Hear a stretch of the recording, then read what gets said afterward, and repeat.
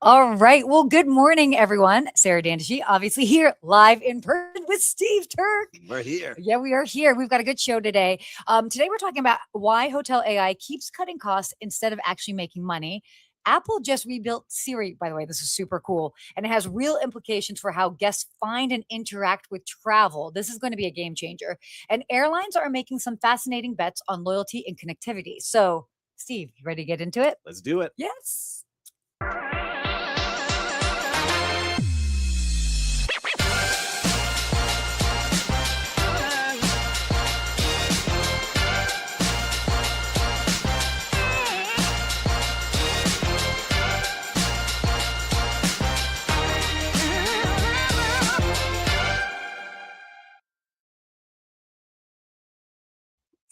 Hey, good morning. Good morning, Sarah. It's so weird to see you here on this screen here, but also over here in person in Miami. Person, exactly. I've been in Miami since Saturday. We did a joint celebration for our birthdays because why not? Mm-hmm. Right? Yeah, it's been fun. I'm having a great time in your town. We're trying to convince Sarah to move to Miami. She's a Miami person, I think, down deep. But we had a good time. We went to Sparrow, which was a fantastic restaurant in Wynwood. That was great. You went to Sonny's yesterday, which is the hottest restaurant in town. Yes, I went to Sonny's, and then I went to Jaya at the Satai. So I feel like I've been having a whole culinary experience in Miami. All the hot spots here in Miami. And hello to Lou from Charleston. Always good to see you. It's 90 plus with 5,000% humidity. Ooh, that's Miami. I think that's dewy. Mm-hmm. It's very steamy here now, but I love it. I love the jungle heat in Miami. But we got to check out so many places. What was cool was, we got to hang out with cool people too. Yes, we did. We did. And you learn really what great hospitality is, being around fun people. Yeah. The service is being so good and people looking out for you when you get there. You did a nice little post about Saturday. I did. Saturday was great. Sparrow did a fantastic job to celebrate our birthdays and do a good job for us and just feel welcome there. And then wandering the streets of Wynwood. So you might have seen us out there until about 2:30. No, there were no cameras involved. There were absolutely no cameras involved. What are you talking about? But I have to say, as somebody who, very fortunate that I get to go to a lot of different restaurants in big cities.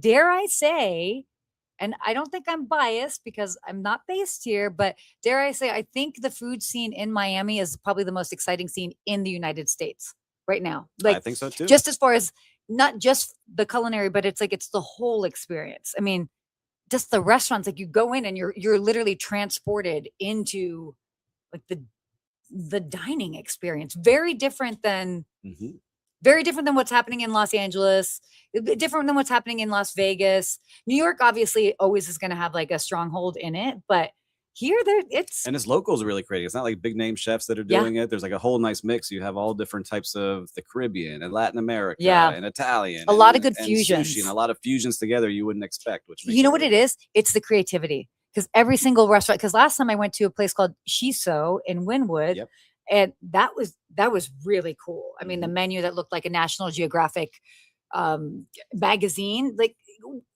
I think it comes, and we've talked about this before, is that when it comes to hospitality, you just want people to have fun with it. We've seen the standard. Now actually get creative with it, whether it's on the plate. Don't get too serious. We were talking about it now. We still remember that. It was a great meal. I'm sure we'll talk about that for a couple of months from now too. And leaning into the not be so serious before we dive into our next little thing. Our serious topics. Considering this. Now I'm going to have a moment. But considering the state of the world and how serious everything is, and we're constantly being bombarded with negative news and this and all of that, it just feels nice to be able to go out to dinner and it's something playful. So I feel like now is actually a really interesting time that for people that can have more of that personality and that playfulness, people are just eating that up. We want that. I agree. And it was really creative in all the places that you went. I know for sure when we went out, Sparrow really blew me away. They stepped up their game. That was great. There. So shout out to Sparrow and to Jai at Satai and to Sonny's. If you haven't checked those out, make sure to check them out. And I see we got Lou asking us about our Royal Caribbean ship cards. Oh, we're trying to get them as a sponsor, but yeah, yes, this was from my most recent Royal Caribbean trip. So in the office is our mic holders here. Good eye, Lou. Good eye. And to the team, good to see you here watching. We love seeing everyone from all different places always here joining us live. So just let us know where you're watching from. We always love seeing where you're coming from. So give us a little check of what city you're in as you're watching. And put it here in the comments. But should we talk about our first sponsor here today? Yeah, I think you should do it first. Guys, this is a big day. We actually have 3 sponsors now because of your support and the views and the listeners and how many people are downloading. We continue to grow. So we appreciate you. And we also appreciate Cloudbeds. So this episode is brought to you by Cloudbeds. Cloudbeds unifies your operations, distribution, guest experience, and revenue marketing all in one place. Powered by Signals, hospitality's first foundation AI model. So whether you're trying to drive more direct bookings, cut training time, or finally get your data working for you, Cloudbeds is built for what's next. So learn more at cloudbeds.com/GMH. And that's cloudbeds.com/GMH. Thanks, Cloudbeds. Thank you. Well, that's exciting. Always nice to. I think I've got these down pretty good. I think you do a fantastic job. That's just DJ days that are coming out. It's coming out. DJ Turk. I love it. So why don't we go into our first topic here? Let's do it. Ready? So why hotel AI keeps cutting costs instead of making money. This was great, by the way. Big fan of our Richard. By the way, when I saw that up on the screen. Get it back on the screen. Look at this handsome gentleman. He's gonna laugh at me for saying that. For Mews founder Richard Valtr was speaking at the Skift Data and AI Summit last week, and I love what he did is he kind of flipped the script on this. He's like, he argued that hotels are leaving revenue on the table, saying hotel technology was built around fragmented categories. This we know. We've talked about this. I mean, this is absolutely nothing new, but so there's fragmented categories like property management, revenue management, CRM, and those silos means that basically AI can't really get the full picture and to actually generate revenue.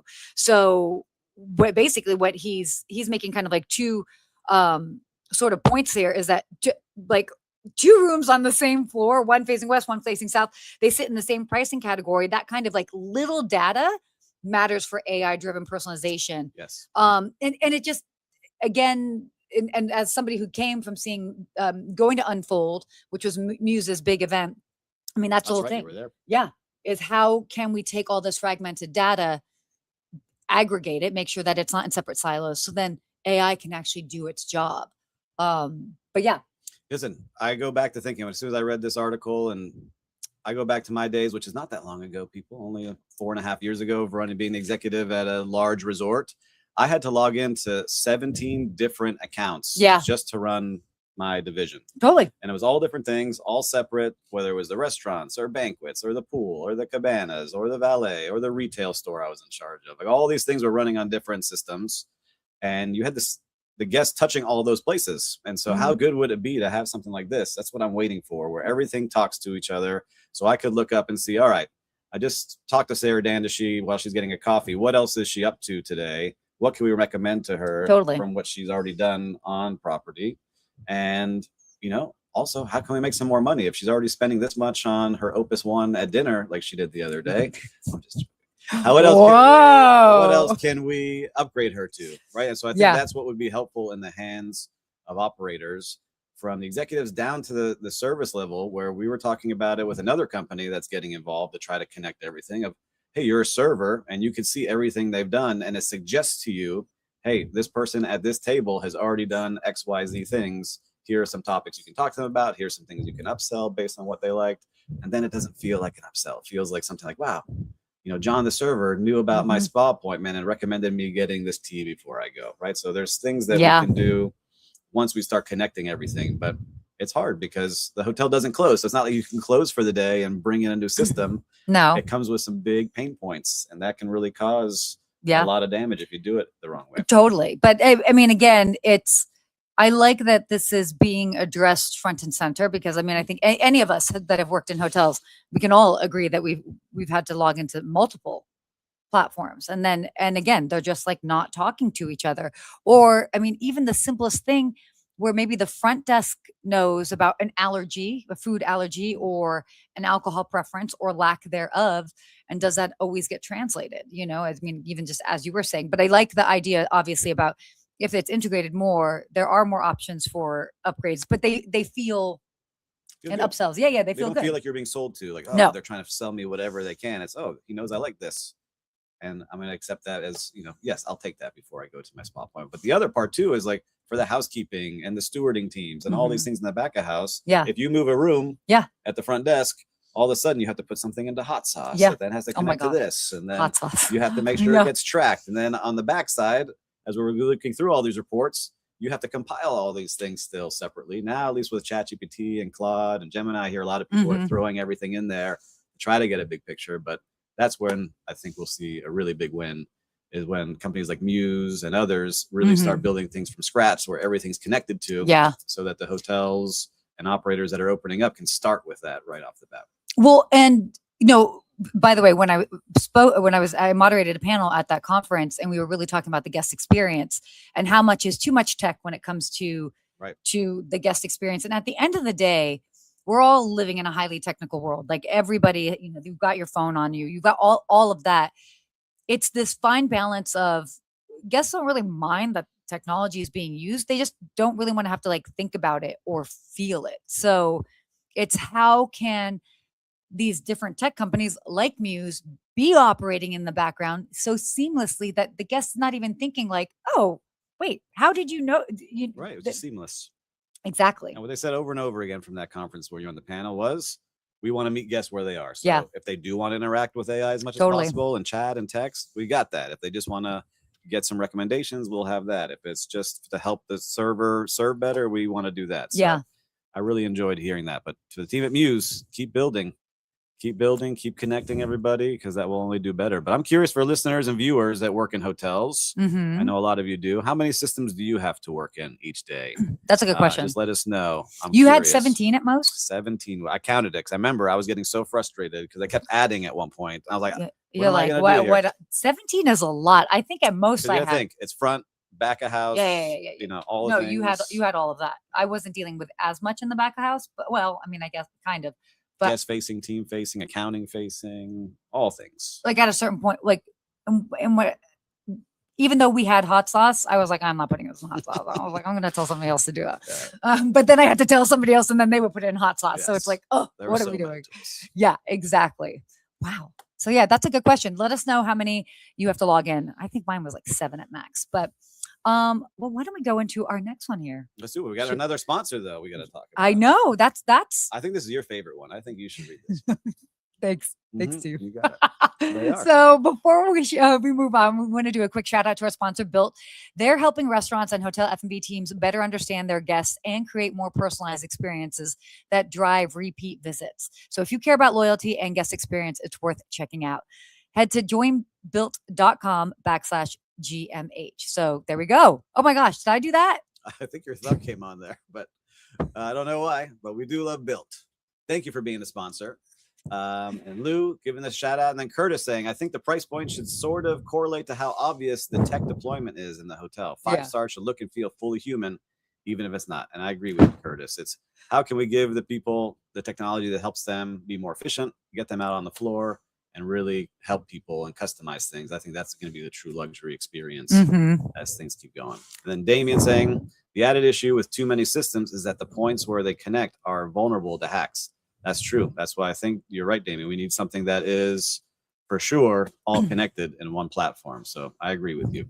And I think let's talk about our next topic. Yeah, actually, this is pretty interesting because I actually covered this on the Skift Daily Briefing. By the way, if you guys don't already subscribe to that, go ahead and subscribe. As if you don't hear my voice enough, you can hear it now 4 times a week. Every day.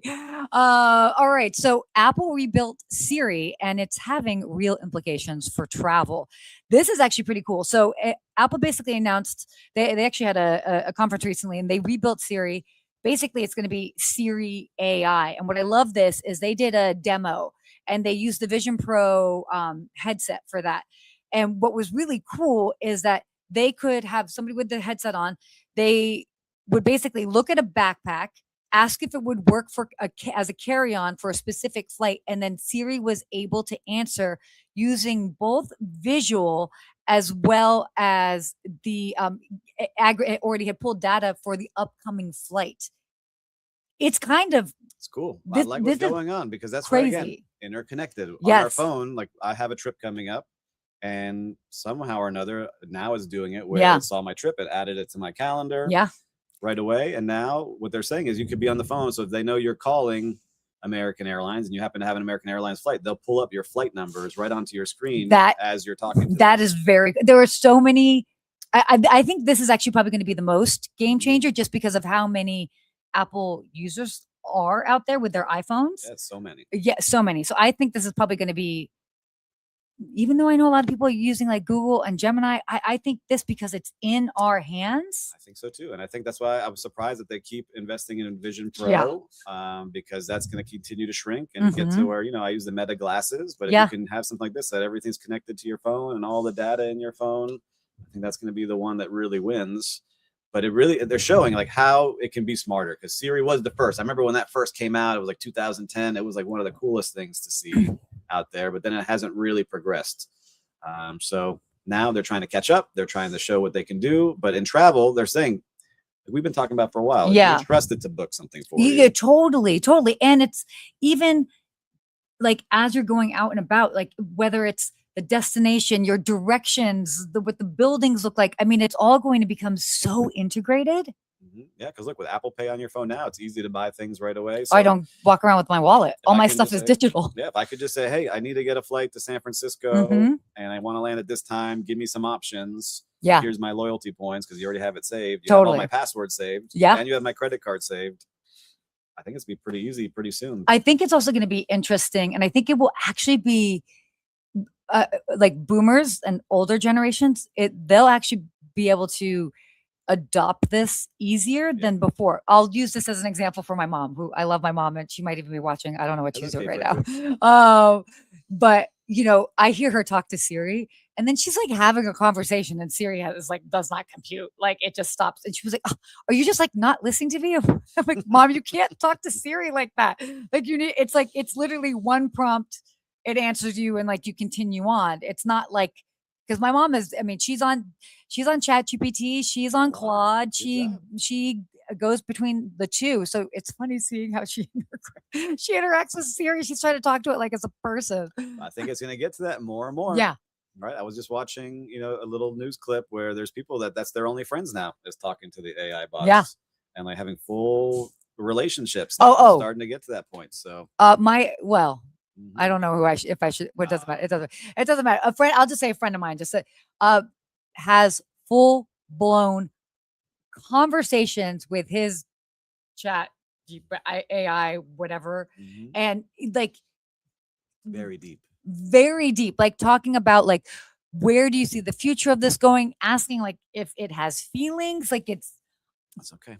It's weird. They're taking over. It's weird. I'm say hi, Fry from Toronto. Penka, thanks for joining us. Yes. We love seeing from all India. the viewers here. Amazing. From India. We got from Panama. Love seeing Gabriel here too. Thanks for joining us. Yeah, definitely. But I think this will be a big winner. I'm really excited to see if they can catch up, because still Siri doesn't understand me when I'm driving in my car, and I'll say to call Sarah Dandashy and it's calling somebody else, and still got a long way to go. But with this and what they displayed yesterday, I think it's going to be very cool. Apple CarPlay. Oh, that's going to change a lot. I know. Wow. Sorry, guys. I just got very excited. Everybody go invest in Apple stock. My dad do the same. Hopefully that improves soon with that update. I agree with you. Totally. All right. Well, since you do this so well, I think you should do this one. You'll do that. All right, guys. I told you 3 sponsors today, and we want to give a big shout out to StayFi. StayFi helps short-term rental operators build direct guest relationships through branded Wi-Fi portals, email marketing, and guest data tools that turn one-time bookers into repeat guests. So start growing your direct booking revenue today at stayfi.com/Good Morning Hospitality. And that's stayfi.com/Good Morning Hospitality. Yeah. Thumbs up. Thumbs up. It didn't work. I don't know how. Meanwhile, mine was going all like this. Man, and Lou, I told you, we're growing. We got sponsors all over the place. Yeah, definitely. Next story. Okay, cool. Well, I love to talk about some airlines here. So Alaska is betting that Starlink will drive more loyalty than points.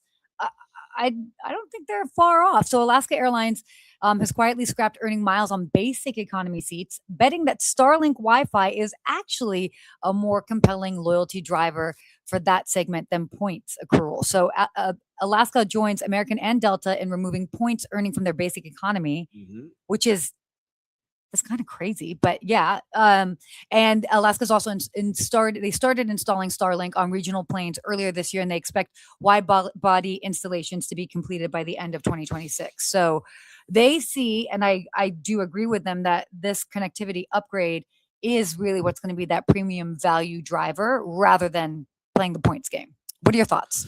Well, listen, we talked about Starlink going on which airlines now? No, well, Was it American? Delta well, it's went with others. Amazon's, Yeah, right? Delta went with Amazon, which was like A big news. We bleh, covered that. drama. Yeah, I remember we Elon covered Musk that. did not like that. No Mhm. bueno. But I think it makes sense. I mean, at the end of the day, people want connectivity. And I think it's a good point because if you think about it, generally the travelers that are going to be opting for basic economy seats, they're probably realistically only traveling 2-3 times a year. They're just trying to get the cheapest seat to get them from point A to point B. So they're not that interested in loyalty because it would Yeah, take them they just want to get forever. best deal. Exactly. But then to have the option of Starlink, that they'll be like, oh, well, that's Yeah, it's big. Look, That's I have to fancy. travel from Miami to San Francisco here soon, and I plan on working. But sometimes you get on these flights, Oh. and you can't connect, and you're Oh. disconnected for the worst. 6 hours, and you have people waiting on you for things. Or and- more. yeah, Yeah. more depending on what's going on. So for me, that's really important. If I can be directly connected, get the things done that I needed to go, because they're saying you could do video calls here. Yeah. Really just function as if you were in your office, which maybe is good and bad for certain things. But for me, it's just how can I continue to be productive while I'm on those flights, Yeah. even if I want to watch a movie or do something. But Yeah. I think Starlink is a good amenity. So I haven't had the chance to actually use it yet, but everyone that has says it's really good. It Yeah, connects fast. It's amazing. It's definitely great. And by the way, I have to say I'm a big fan of Alaska. They've got a great product. Mhm. They always do a fantastic job. They're also heavily investing in lounges, which That's great. I think that's great and very unique to them. Well, you know my feeling. I think the Mhm. airport's just to make the airports nicer versus, everyone having their own lounge that you can't get into. Yeah. Oh, well, yes, that's definitely a whole thing.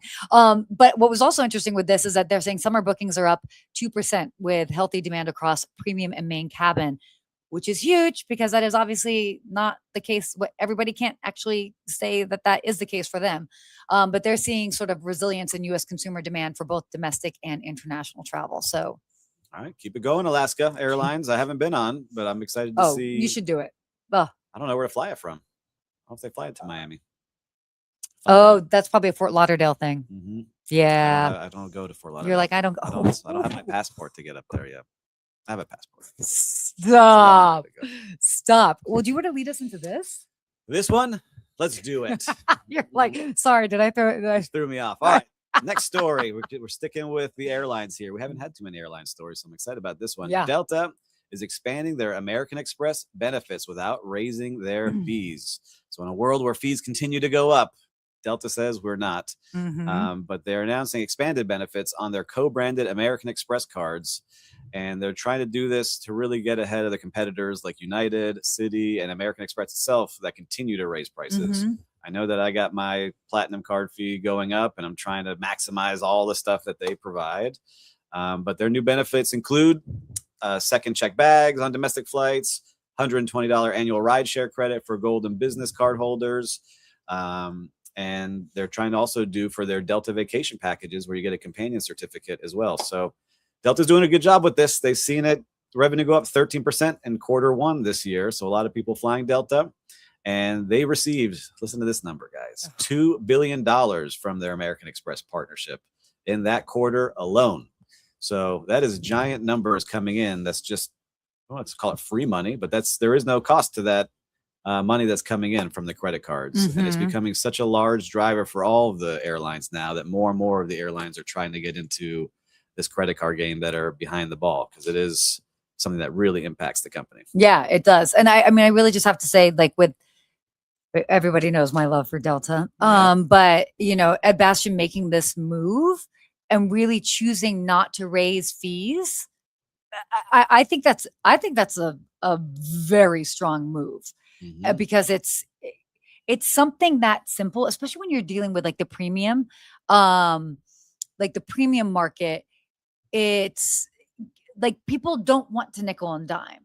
And I actually see this discussion across all platforms, be it hotels, this, that. It's like it's like the idea of like you're already spending, let's say, $1,500 a night in a hotel room. Do you really need to pay extra for the mini bar? Like, just include it. So what? Oh, It's a big revenue stream, mini bars. It can be, but they've also done studies that if you're paying that much, for example, I'm not talking about a $300 a night room, $1,000 a night. Yeah. Yeah, 1,500. Enjoy the mini bar. I mean, we're talking about some chips here. I hear Okay. you. All right. Come on. I used to run mini bar at one point. So I'm clearly hitting a sensitive point here. Yes, mini bar attendants, they have full-time jobs. Don't cut my mini bar attendants out, Sarah.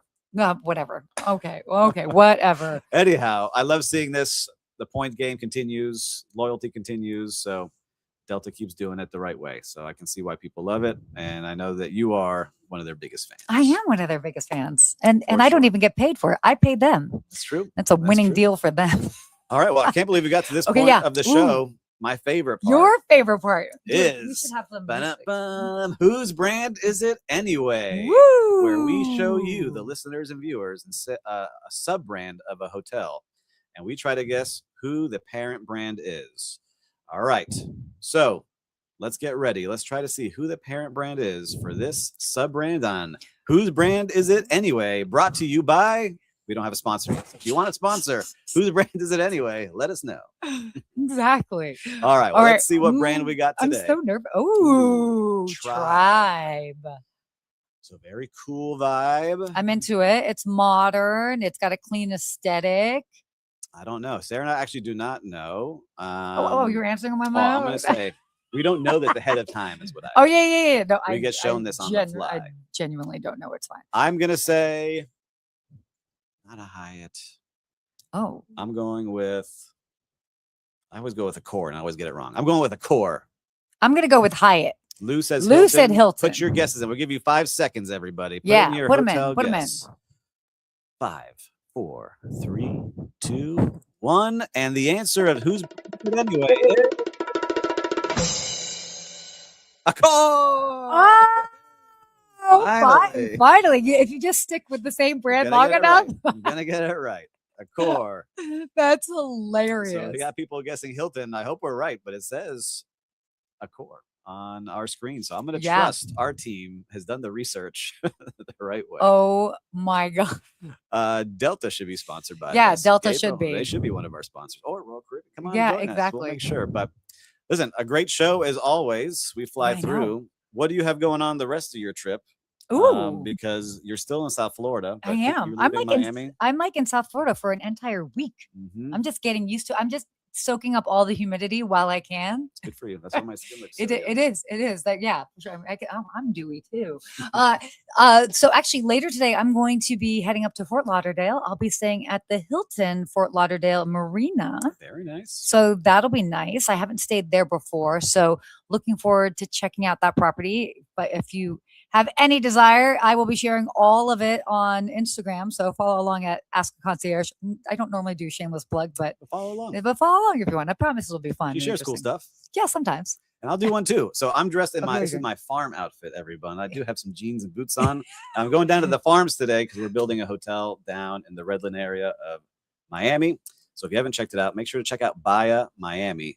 So you can see all the fun things that we have going on. I would love for you to follow along, and hopefully you can stay with us once we open here in early 2027. And I can confirm there's a very rustic situation happening over here. Boots, I'm like ready. Oh my God. Do we need to get you a hat? I think I need one. I think you need like a cowboy hat or something. Like my uniform for now. Oh my gosh. He's going to get chaps. It's going to be a whole Ride my horse into the next podcast. Oh, here I am. Oh no! All right, we've got off the rails here. We're in person. This gets off the rails. It happens. But as always, we appreciate you watching. Thank you to the sponsors that are sponsoring the show. Now, listen, guys, we shared a lot of great stories here today. There's definitely a lot of info you can share with somebody right now. So why don't you just pause this if you're listening on the repeat? Send this to somebody. I know they'll appreciate it. And if you haven't yet, of course, hit the subscribe button right now. It's free. There's nothing free in life really anymore. So subscribe to the show and enjoy it. And thanks again to everyone who viewed. Love seeing all the names here. We got Alan that jumped in here, Gabriel watching, Safa watching, Lou is always in here. So many people. I can go on the list over and over again. Yes, thank you guys so much for joining. Appreciate you watching. So it's been great. until next week. Stay hospitable.